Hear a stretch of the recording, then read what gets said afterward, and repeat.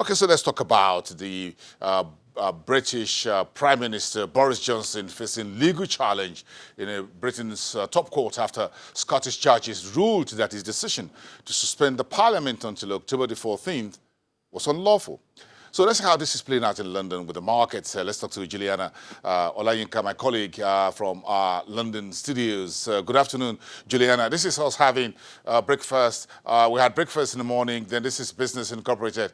This is a lunchtime. So let's lunch a little bit around the judges starting the scrutiny of the Parliament suspension by Boris Johnson, the Prime Minister. What's the latest here, Juliana? Good afternoon, both. And while it's a high-stakes constitutional case, a case that has glued many people in the UK, it's actually been streaming live across the internet and on most UK 24-hour news stations. And I think the reason why so many people are fixated, even if you're not a kind of legal guru, is because this is the kind of case that will determine just how much legislature get involved in the parliamentary process. We've got 11 justices sitting and hearing these appeal cases, and we're talking about the most brilliant legal minds that we have in this country, and they're going to determine whether or not it was unlawful for Boris Johnson to prorogue or suspend Parliament 5 weeks into the run-up to Brexit. This case has been taken to court before. England and Wales, as long as Northern Ireland, they ruled it legal and lawful, although the High Court in Scotland said it was unlawful, and that really is the issue. Lady Howe, the president of the Supreme Court, the first female president there, she says that this is going to be a very, very serious case, that, you know, you've had the best legal teams from across the country differing on this, so we're just going to have to wait and see. It's not expected to wrap up until Thursday, but, you know, the government have said that whatever the court decides, they will adhere to it.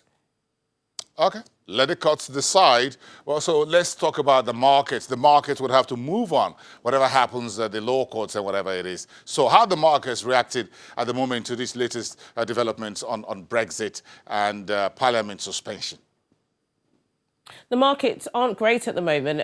Listening to what's going on in the city, they're waiting to see what happens in the US with the Fed Reserve. But let's have a look at those numbers specifically. The FTSE All-Share is down 0.09%. The FTSE 100 is down 0.16%. And the FTSE 250 at intraday is down 0.18%. In currencies, not a good day for sterling. The British pound is down on the US dollar by 0.16%. Also down on the euro by 0.35%.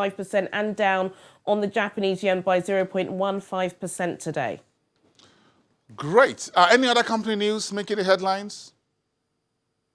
Gosh, well, it's another day, another bad story for a popular high street clothier in the UK, French Connection. They've been a popular brand for years, but their losses are continuing. And now that their CEO has announced that their strategic review will be delayed for another 6 months, their shares were down 12% at the start of trading day. And this follows 6 years of losses. So a lot of people are thinking French Connection won't be able to survive this. And also WeWork, that's the office sharing company. So if you're a small business and you can't afford big rents in London, you can share with various companies. They were supposed to start their IPO offering today, but they've had to delay that, which has been pretty embarrassing for them.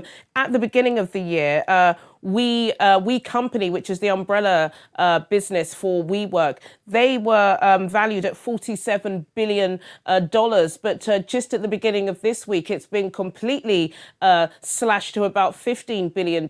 Investors are getting a little bit weary of them. Some people are asking whether or not, if there is an economic crash, as we've seen over the past couple of months, can an office sharing company like WeWork survive? So they said that they will be doing the offering again in December, but it's not been a good day for them.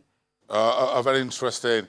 Just to lay back, Juliana, over there in London. Let's get back tomorrow to continue from here. Thank you so much. Quite a lot to head scratch as far as the markets, the politics, and all of that concerned. Thank you so much, Juliana, for coming through to us on the program. My colleague from our London studios. Let's take a break, everyone. We're talking about the commodities market when we return.